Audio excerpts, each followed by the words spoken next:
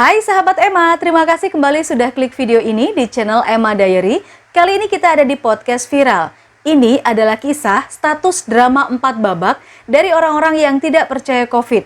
Awalnya nantang, lalu positif. Gimana kisah selanjutnya? So, tetap aja di sini karena kita langsung saja ke TKP.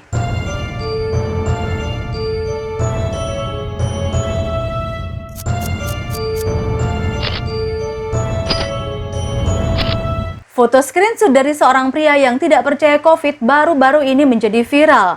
Ini menjadi viral di media sosial karena ada salah satu orang pengguna atau warganet yang membagikannya, guys. Bahkan seseorang yang membagikan screenshotan itu membaginya menjadi 4 tangkapan layar. Diawali di tahun 2020 sampai diakhiri di tahun 2021. Dalam foto screenshot yang pertama, yang merupakan menjadi babak pertama, pria yang tidak percaya COVID itu membuat status di Facebooknya tentang ketidakpercayaannya pada COVID. Status pertama ini tentunya masuk babak yang pertama dan diposting pada 28 Oktober 2020 lalu. Pria itu bahkan bertanya di manakah virus corona berada. Karena di jalan-jalan dia nggak menemukan virus itu. Kemudian guys, ada status yang kedua yang juga diposting di Facebook oleh pria ini. Status yang masuk babak kedua ini diposting pada tanggal 27 November 2020 berisi harapan pria ini terhadap orang-orang yang selalu membicarakan COVID bisa akan terkena dampaknya. Nah guys, ketidakpercayaan pria ini terhadap COVID semakin menjadi-jadi dan masuk babak yang ketiga. Bahkan dia membuat status yang ketiga ini mengatakan kalau dia menantang ingin bertemu virus corona. Hampir 1 tahun berlalu, drama status pria ini sudah masuk babak keempat guys. Dalam postingannya baru-baru ini, dia mengabarkan kalau dia terinfeksi virus corona. Ya, kelihatannya kondisinya memang tidak begitu bagus ya. Dia selfie menggunakan tabung oksigen, kemudian dia juga memposting kalau membutuhkan bantuan donor darah demi kesembuhannya guys. Pria ini sendiri kabarnya diduga dia tinggal di Jombang, Jawa Timur. Karena ini terlihat dari permohonan bantuannya diposting di salah satu grup Facebook yaitu Infolantas dan Kriminal Jombang. Status drama 4 babak yang tidak percaya COVID ini mendapatkan belasan ribu retweet dan puluhan ribu like dari warganet. Bahkan warganet juga beramai-ramai memberikan komentar terkait pria itu yang awalnya tidak percaya COVID sampai akhirnya terpapar COVID.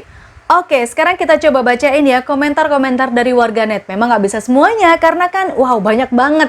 Jadi kita pilihin yang unik-unik aja. Sama persis kayak RT aku, dia bikin status WhatsApp terus nggak percaya COVID. Terus dia kena COVID dirawat di rumah sakit, tapi tetap aja bandel. Setelah sembuh dia nggak mau pakai masker. Lalu ada lagi, ntar kalau udah sembuh gembar-gembor. Saya di COVID kan pihak rumah sakit. Halah, COVID mah nggak bahaya, saya buktinya kena. Sekarang udah sehat. Menangis, sindir warganet.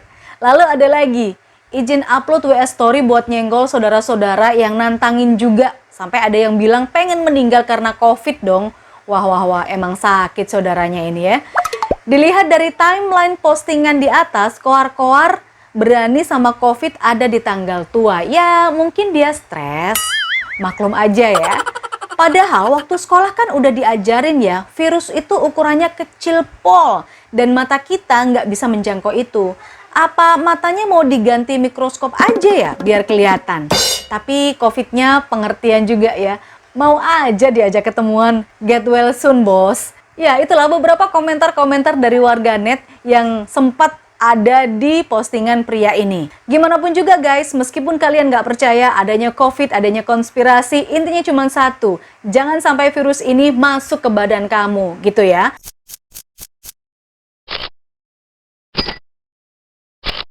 Oke, lalu ada lagi cerita yang kedua tentang ketidakpercayaan terhadap vaksin. Ya, ada seorang pria Amerika Serikat yang bernama Stephen Harmon mengolok-olok vaksin COVID-19 di media sosial, guys. Dia dikenal vokal banget menentang vaksin COVID ini.